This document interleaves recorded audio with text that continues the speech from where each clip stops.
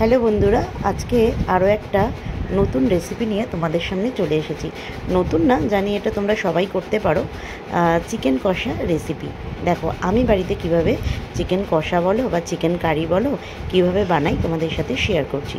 প্রথমেই কড়াইতে তেল গরম করে নুন হলুদ দিয়ে লাল লাল করে কেটে রাখা আলুগুলোকে ভেজে নিয়েছি। তারপরে ওই তেলেই আমি গোটা গরম মশলা ফোড়ন দিয়েছি, দিয়ে কেটে রাখা পেঁয়াজ দিয়ে সেটাকে ভালো করে ভেজে নিয়েছি। পেঁয়াজটা যাতে ভালোভাবে ভাজা হয় তাই জন্য একটু আমি নুন তার ওপর থেকে দিয়ে দিয়েছিলাম, কারণ নুন দিয়ে দিলে পেঁয়াজগুলো খুব ভালোভাবে ভাজা হয়ে যায় আর পেঁয়াজ খুব তাড়াতাড়ি নরম হয়ে যায়। আর আমি করে রেখেছিলাম মিক্সারে আদা রসুন কাঁচা লঙ্কা পেস্ট করে রেখেছিলাম।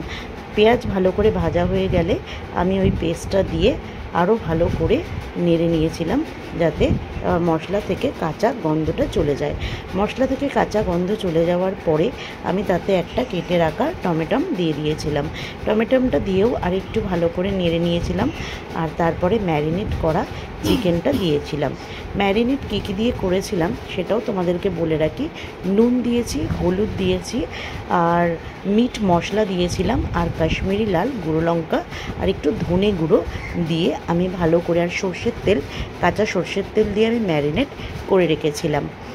1 ঘন্টার মতো ম্যারিনেট করে রেখেছি। তারপরে চিকেনটাকে ভালো করে কষিয়ে নিয়েছি।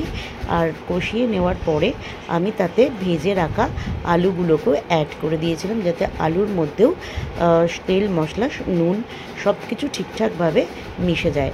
তারপরে গরম জল আমি তাতে অ্যাড করে দিয়েছিলাম। জলটা তোমরা তোমাদের মতো করে দেবে, কে কতটা গ্রেভি রাখতে চাও সেভাবে দেবে। ভালো করে ঝোল ফুটে গেলে আমি তাতে 1 চামচ গুঁড়ো গরম মশলা ইউজ করেছি। আমি কিন্তু সবসময় শাহি গুঁড়ো মশলাটাই ইউজ করি। দেখো চিকেন কারি কিন্তু আমার একদম রেডি হয়ে গেছে। দেখতেও যেমন খুব সুন্দর হয়েছিল আর খেতেও কিন্তু অসাধারণ হয়েছে।